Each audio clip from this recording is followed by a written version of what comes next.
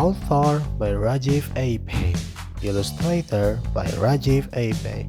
Audio by Athalia Zimraan. Blue skies and calm waters, a perfect day for diving. We set out in a little boat hoping for a big adventure. When we reached the dive site, we carefully checked all our equipment and put on our fins and mask. As soon as we were underwater, we were greeted by a school of yellow-backed fusiliers. There were so many different creatures to see around this large stable coral: oriental sweet lips, parrotfish, batfish, and even beautifully patterned nudibranch. To know more about the creatures marked out in bold lettering, turn to the back section of this book. These trumpetfish change color to try and blend in with a school of yellow tang, but you can't pick him out easily enough, can you? It's a good thing we kept a safe distance from this lionfish. The spines on his back can be quite poisonous. These clownfish carefully guarded their sea anemone home, but finally agreed to let me take a few pictures. We saw a honeycomb moray eel having its teeth cleaned by cleaner races, and another pair even offered to give us a scrub. There were triggerfish and sea urchins. We even saw a coral grouper and a reef octopus playing hide and seek. The octopus won the game. They are master of disguise. Pipefish are great at disguise too. Can you spot the two ghost pipefish in this picture? We came across a couple of white-tipped reef sharks resting near the bottom. They are pretty harmless, so we swam in for a closer look. We followed this hawksbill turtle for a while as he looked around the reef for a nice sea sponge to lunch on.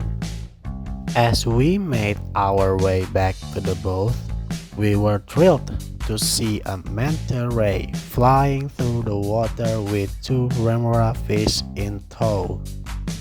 And just when we thought this dive couldn't possibly get any better, we sighted a dugong grazing on some seagrass. What an incredible experience! I can't wait to go diving again. Corals are both plants and animals. Thousands of little algae live inside corals and give them energy to grow. They have hard outer skeletons and grow into many different shapes. Plankton is the main source of food for many sea creatures. They are a mix of algae, bacteria, tiny animals, and the eggs of larvae of larger animals that float about with the ocean currents. Feather stars may look like plants, but they are really animals. They use their feathers-like arms to catch and eat bits of floating plankton. Parrotfish have strong teeth that form a parrot-like beak, which they use to scrape algae off hard coral. Some species don't mind eating bits of coral as well, and they later poop out a thin sand that wash up on land to form beautiful white beaches. Clownfish and sea anemones live together and help each other. The clownfish help the anemones by cleaning their tentacles and luring other fish for the anemone to eat. The anemones, in turn, allow the clownfish to hide among their poisonous tentacles without stinging them. Cleaner races are small fish that keep bigger fish clean by feeding on their parasites and dead skin.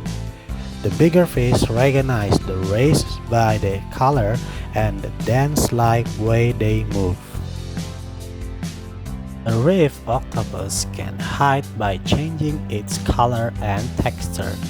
It makes its home and holes in the reef or buries itself in the sand. Ghost pipefish can be found in pairs, floating with their heads down and hidden among seagrass, corals, or feather stars. Like the reef octopus, they can change color to blend in perfectly. The white-tipped reef shark has a thin body, broad head, and white tips on its dorsal and tail fin. They hunt at night and sleep through most of the day. The hawksbill turtle has a flat body, a shell with jagged edges, and a sharp, curving mouth that looks like a hawk's beak. Manta rays are huge fish with wings like fins on the sides of their bodies. These large fins help them swim gracefully through the water. On some manta rays, the distance from one wing tip to the other can reach up to 23 feet. The dugong is a vegetarian marine mammal.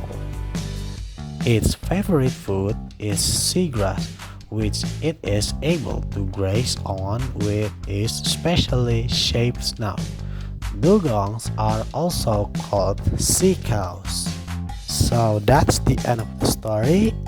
Thank you for everyone who enjoy my voiceover. See you next time. Bye bye.